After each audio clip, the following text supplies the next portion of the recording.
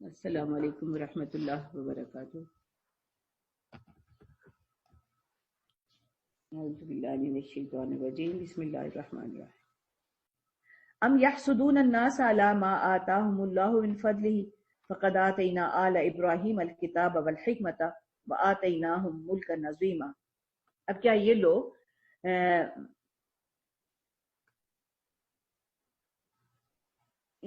لوگ حسد کرتے ہیں؟ یحسدون الناس، یہ لوگ جو ہیں یہ حسد کرتے ہیں اس چیز پر جو اللہ نے اپنے فضل سے کسی کو دے دی۔ یعنی ایمان جو ہے یہ اللہ تعالیٰ اپنے فضل سے عطا فرماتے ہیں۔ یہدی من یشاء، کہتے ہیں کہ ہدایت میں دیتا ہوں جس کو چاہوں، لیکن دیتے بہرحال اسی کو ہے جو طلب کرتا ہے، جو ان کے ساتھ بلا من اسلم وجہہ، جو اپنے آپ کو ان کے ساتھ جوڑ لیتا ہے، اپنا چہرہ پورے کلیتاً ان کی طرف موڑ لیتا ہے۔ تو اب دوسروں کو اگر یہ حسد ہو رہا ہے کہ یہ بھئی اللہ تعالیٰ کی بات کہ یہ کیوں زیادہ اہل ہو گئی، یا نبوت یا اب کتاب جو ہے ان کے پاس کیوں آ گئی، اللہ تعالیٰ فرما رہے ہیں کہ فقد آتینا آل ابراہیم الکتاب والحکمت، اللہ تعالیٰ تو آل ابراہیم کو کتاب بھی دے رہے ہیں، حکمت بھی دے رہے ہیں، وآتیناہم ملکا عظیما،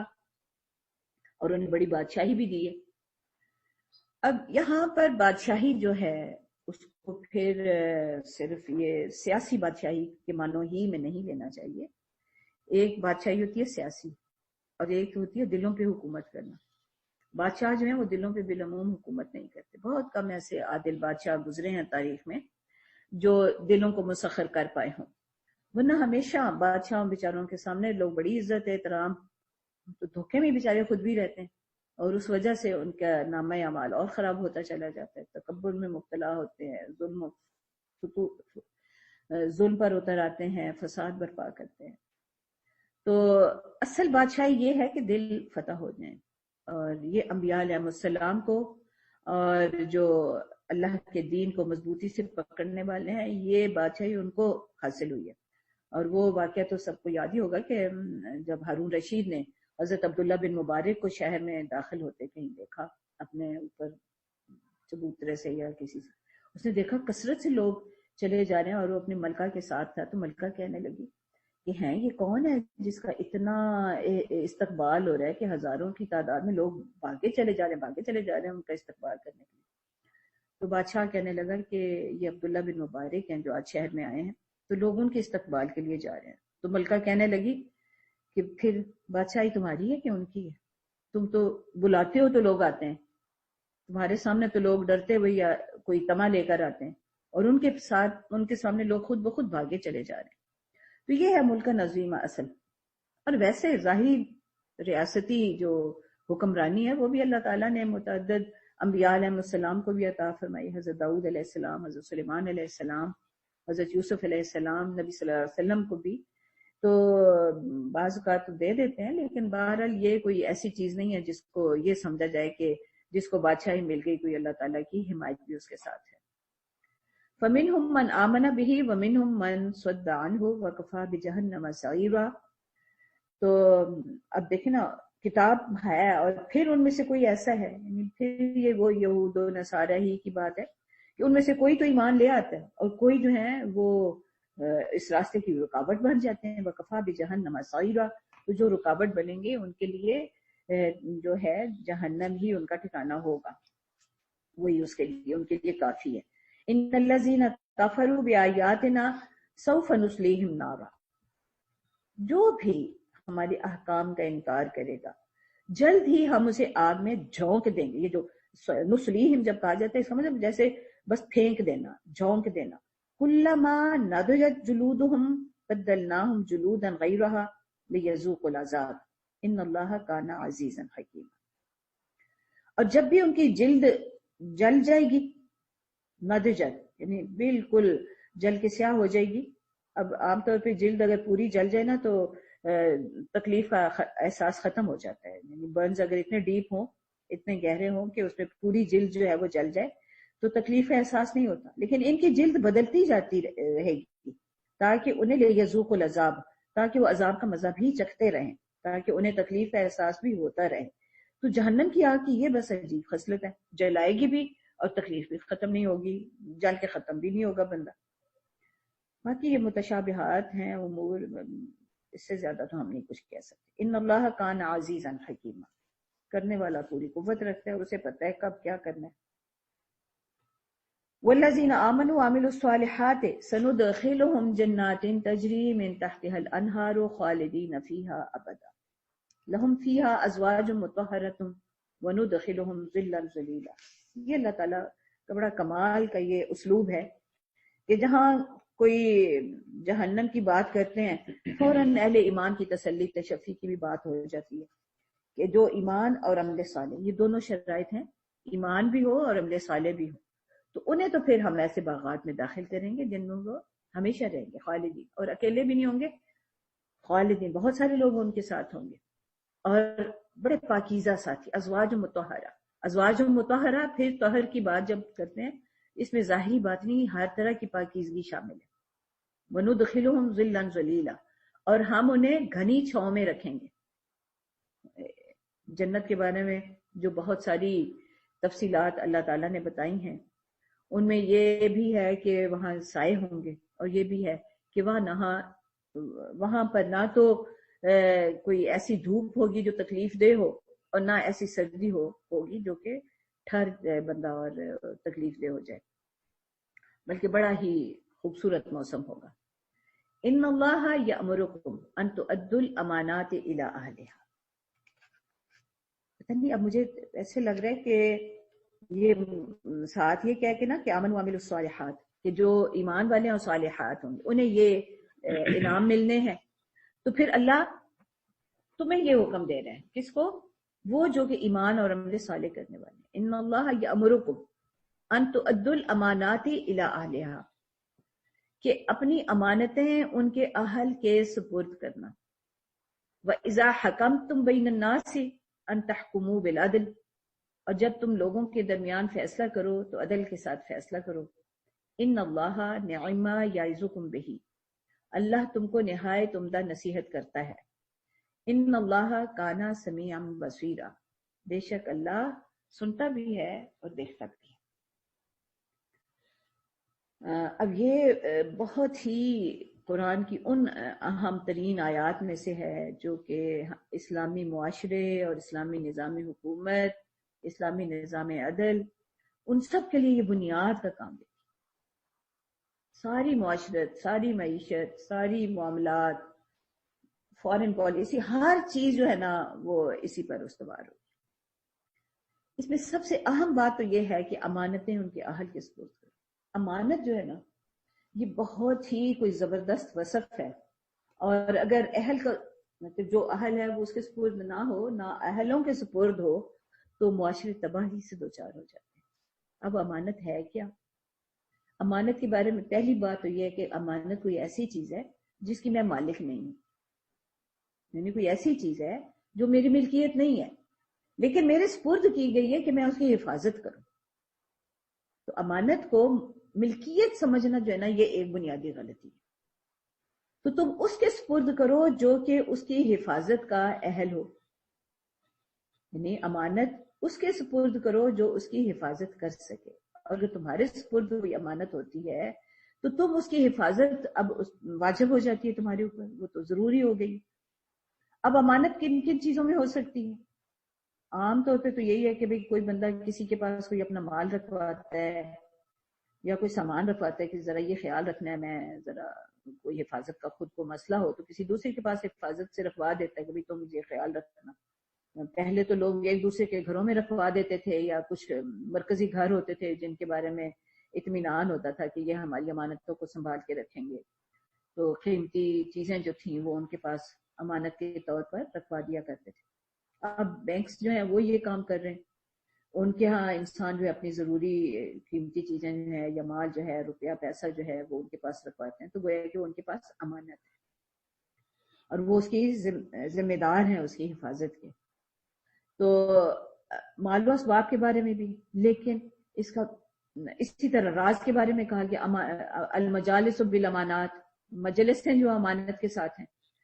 تو یعنی مجلسوں میں جو بات کی جاتی ہے، آپس میں بندہ راز کی کوئی بات کرتا ہے، نبی صلی اللہ علیہ وسلم نے فرمایا کوئی شخص بات کرتا ہے اور اپنے دائیں بائیں دیکھتا ہے کہ کوئی اور تو نہیں دیکھ رہا، تو تم سمجھ جاؤ کہ یہ چاہتا ہے کہ کوئی اور نہ سنے، اس کی بات اپنے تک ہی رکھنا، کسی اور کو نہ بتانا، وہ تمہارے پاس امانت ہے۔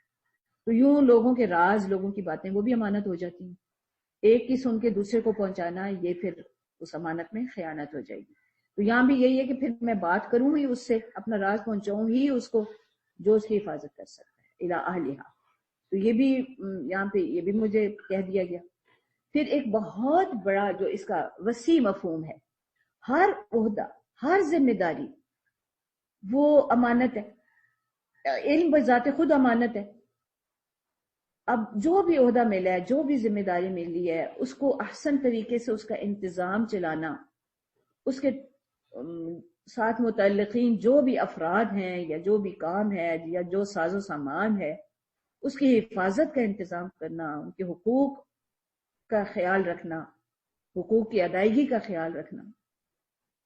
یہ سارے امانت ہو جائیں گے۔ تو امانت جو ہے وہ بہت ہی وسعت والا یہ لفظ ہے۔ اور قیامت کی جو قرب قیامت کی جو علامتیں نبی صلی اللہ علیہ وآلہ وسلم نے بتائی ہیں، ان میں سے ایک یہ ہے کہ امانت رخصت ہو جائے گی، اور نااہل جو ہیں وہ بڑے بڑے عہدوں پر متمکن کر دیے جائیں گے۔ اہلیت جو ہے وہ صرف یہی نہیں ہے کہ اس چیز کا علم ہو، یعنی کر بھی سکتا ہو، اہلیت یہ بھی تو ہوتی ہے نا، ہم تو ڈگری دیکھ رہے ہیں یہ بندہ یہ کام کر سکتا ہے۔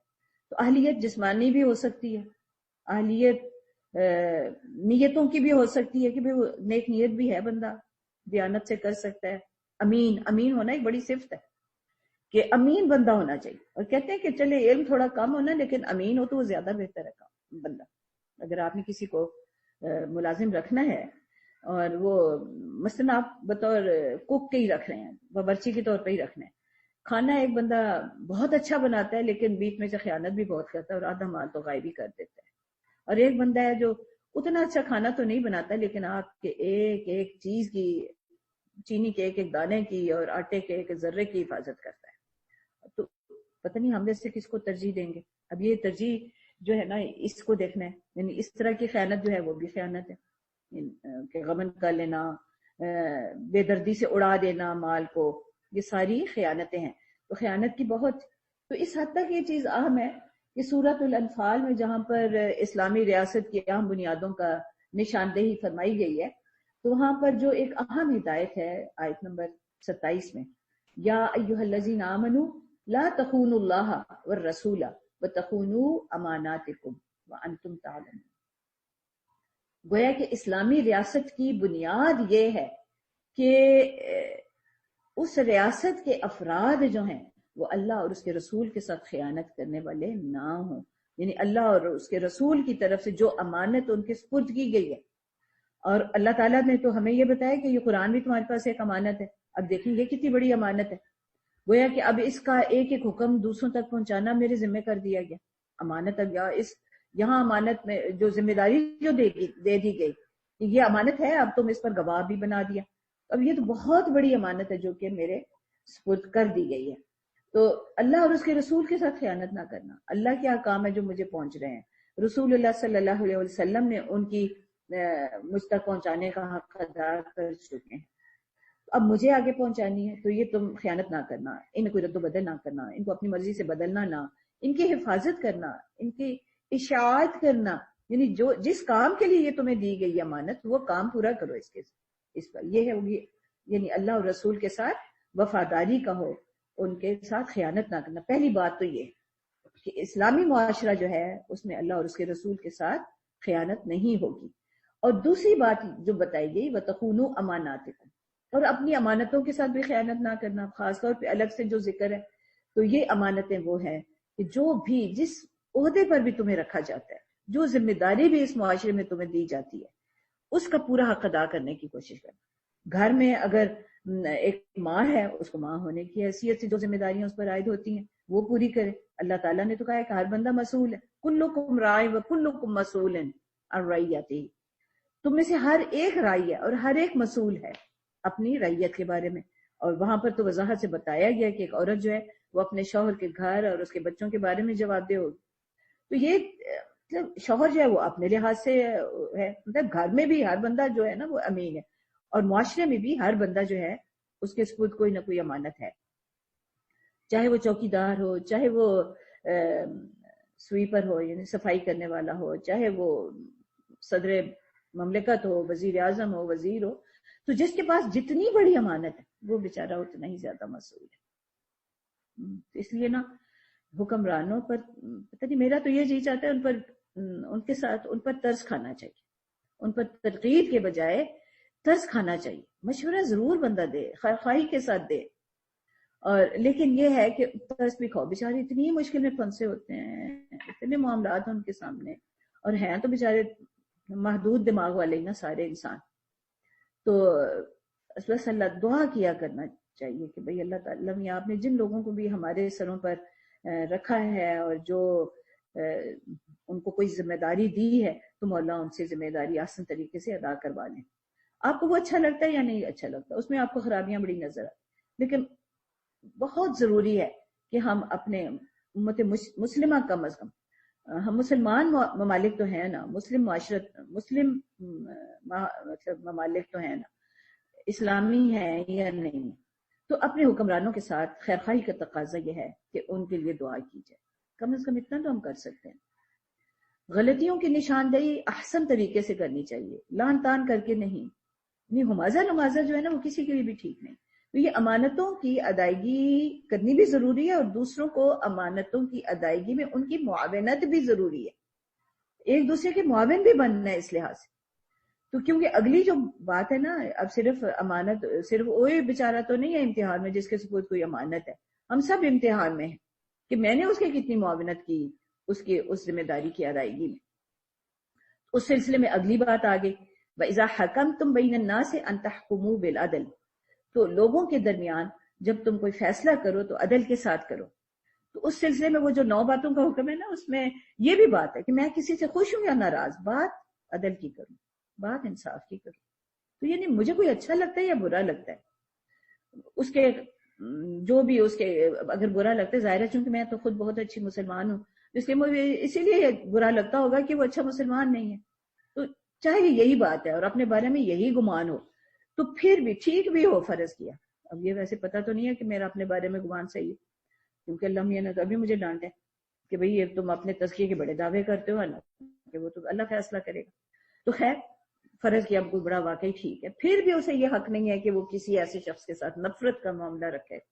جو اسے محسوس ہوتا ہے کہ وہ اللہ کے حکم پر نہیں چل رہا۔ اور وَإِذَا حَكَمْتُمْ بَيْنَ النَّاسِ، حکم جو ہے وہ صرف یہ نہیں ہے کہ ایک جج صاحب بیٹھے ہوئے ہیں کرسی پر اور وہ 2 لوگوں کے درمیان فیصلہ کر رہے ہیں، ہم میں سے ہر ایک ہر وقت حکم ہے۔ میں جب کسی دوسرے کے بارے میں کوئی رائے دیتی ہوں، فلانا اچھا فلانا نہیں اچھا، میں نے فیصلہ کر دیا،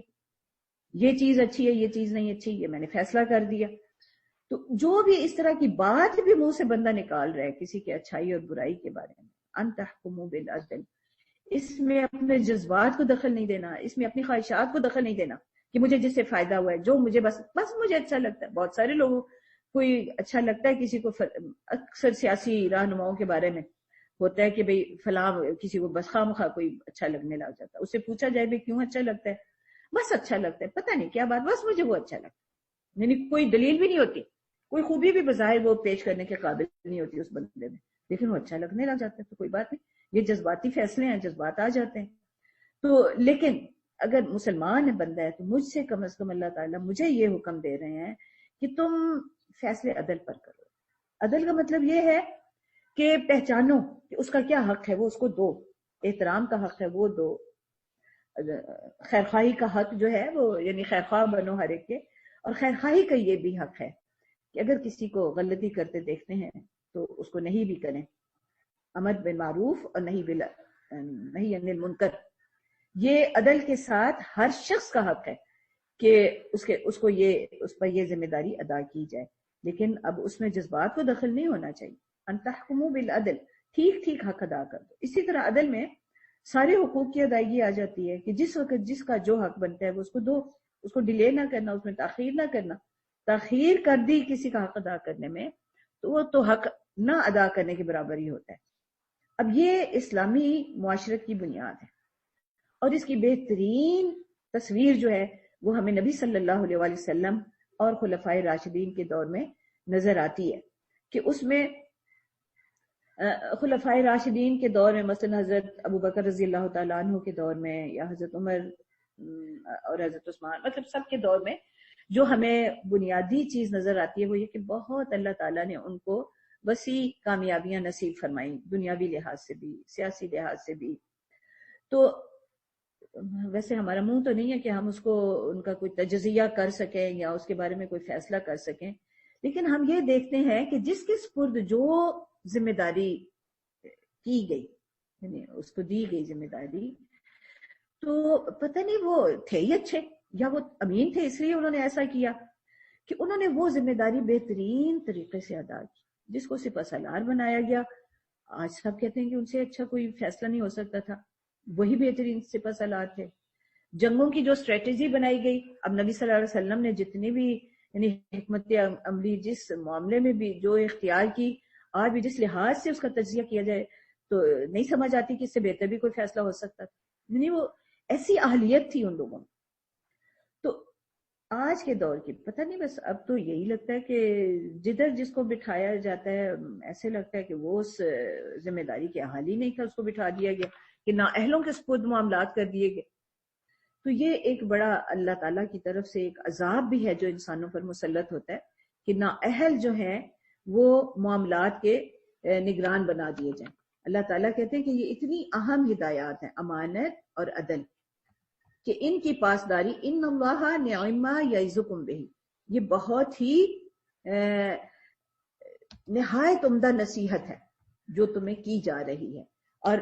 اب تم اس کو پورا کرتے ہو یا نہیں تو اس کے تو پھر دیکھنے والا دیکھ بھی رہا ہے اور سن بھی رہا ہے سارے معاملات. ان اللہ کانا سمیعا بصیرا، بے شک اللہ سنتا بھی ہے اور دیکھتا بھی ہے. یا ایھا الذین آمنوا اطیعوا اللہ واطیعوا الرسول واولی الامر منکم، اے لوگو جو ایمان لائے ہو، اللہ اور اس کے رسول کی اطاعت کرو اور جو تم میں سے اولی الامر ہوں. نظام تبھی چلتا ہے جب اولی الامر کی بھی اطاعت کی جائے. اب یہاں پر اللہ اور اس کے رسول کی اطاعت تو یعنی اللہ تعالیٰ نے ایک ہی درجے پہ رکھی کہ یعنی جتنا ضروری اللہ کی اطاعت ہے اتنا ہی ضروری وہ اطیع الرسول، کہ ان کے لیے بھی وہی صیغہ استعمال کیا اور کہا بھی یہ کہ جس نے رسول کی اطاعت کی فقد اطاع اللہ، اس نے اللہ ہی کی اطاعت کی. یعنی ان کی اطاعت جو ہے، ان کے ہر حکم کی تعمیل جو ہے وہ فریضہ قرار دے دی گئی، فرض کے برابر. تو لیکن اولی الامر کی جو اطاعت ہے وہ مشروط ہے. اولی الامر کی انتظامی لحاظ سے اطاعت تو ضروری ہے، اس کے بغیر تو کوئی ڈسپلن، کوئی انتظام چل ہی نہیں سکتا، معاشرہ چل ہی نہیں سکتا. لیکن اولی الامر کی اطاعت جو ہے وہ اللہ اور اس کے رسول کی اطاعت کے ساتھ مشروط ہوگی. حضرت ابو بکر صدیق رضی اللہ تعالیٰ عنہ نے خود اپنے مطلب جو پہلا انہوں نے خطبہ دیا یا پہلی انہوں نے خطاب فرمایا، انہوں نے کہا کہ ذمہ داری تو میرے کندھوں پہ ڈال دی گئی ہے، میں خود کو اپنے آپ کو سب سے زیادہ اہل تو نہیں سمجھتا، لیکن اب تم لوگوں نے ڈال دی ہے، تو اب میں جہاں تمہیں معروف کا حکم دوں تو میرا ساتھ دو، اور اگر میں کوئی غلط کام کروں تو مجھے میری اصلاح کرو، مجھے بتا دو. حضرت عمر رضی اللہ تعالیٰ عنہ بھی یہی کہتے رہے. تمام خلفائے راشدین کا سب کے سب نے یہی بات ہوتی تھی، اور اگر کبھی کسی نے انہیں کسی بات پر ٹوکا ہے یا ان کے کسی حکم کے بارے میں کہا ہے کہ یہ آپ ٹھیک حکم نہیں دے رہے، اور فوراً وہ اپنے آپ کی اصلاح کرتے تھے. انہوں نے کبھی برا نہیں منایا کہ بھئی لو تمہیں زیادہ پتہ ہے، میں زیادہ مصلحتوں کو جاننے والا ہوں، تو میں جو فیصلہ کر رہا ہوں بالکل ٹھیک. وہ ہمیشہ ترقی کو بڑی خوش دلی سے قبول کرتے رہے، مشوروں سے کام چلاتے رہے. ان میں سے کسی نے یہ نہیں کہا کہ مجھے تو تمہارے مشوروں کی ضرورت ہی نہیں. ہر معاملے میں انہوں نے مشورے کیے ہیں اور مشوروں کے ساتھ معاملات چلائے ہیں، اور جو بھی ان کو امر بالمعروف اور نہی عن المنکر کے معاملات جب ہوئے، خود بھی انہوں نے بہترین اس معاملے میں کردار ادا کیا، اور ان کو بھی جب کوئی تنقید کی گئی تو انہوں نے اس کو قبول کیا. ایسا نہیں ہے کہ انہوں نے کہا کہ بھئی مجھے تو ضرورت ہی نہیں.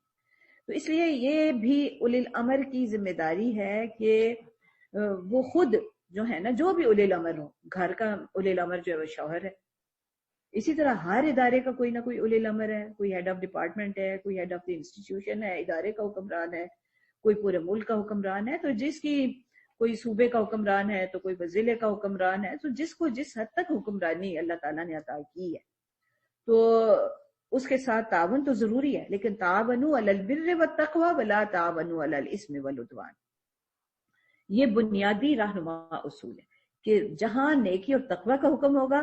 تب تو ہم اولی الامر کی اور تمام لوگوں کی ان کے ساتھ تعاون کریں گے، لیکن جہاں وہ اسم اور عدوان کا حکم دیں گے تو ان کے ساتھ تعاون نہیں ہوگا بلکہ ان کی اصلاح کی کوشش ہوگی، اور اگر وہ اصلاح کو قبول نہ کرے بہرحال ہم اپنی کوشش جاری رکھیں گے اور غلط کاموں میں تعاون نہیں کیا جائے گا۔ فَإِن تَنَازَعْتُمْ فِي شَيْءٍ فَرُدُّوهُ إِلَى اللَّهِ وَالرَّسُولِ إِن كُنتُمْ تُؤْمِنُونَ بِاللَّهِ وَالْيَوْمِ الْآخِرِ ذَلِكَ خَيْرٌ وَأَحْسَنُ تَأْوِيلًا۔ یہ وہی بات ہے جس پہ اتنی تفصیل ہم پہلے ہی کر چکے ہیں کہ اگر اولی الامر کے ساتھ کسی معاملے میں تنازع ہوتا ہے، کوئی اختلاف رونما ہوتا ہے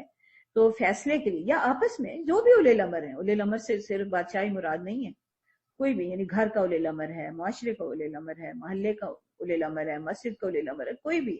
اگر کسی معاملے میں تنازع ہو جائے تو اگر نیک نیتی کے ساتھ اللہ اور اس کے رسول کی طرف رجوع کیا جاتا ہے، ان کنتم تؤمنون باللہ والیوم الآخر، اب جس کو اللہ اور آخرت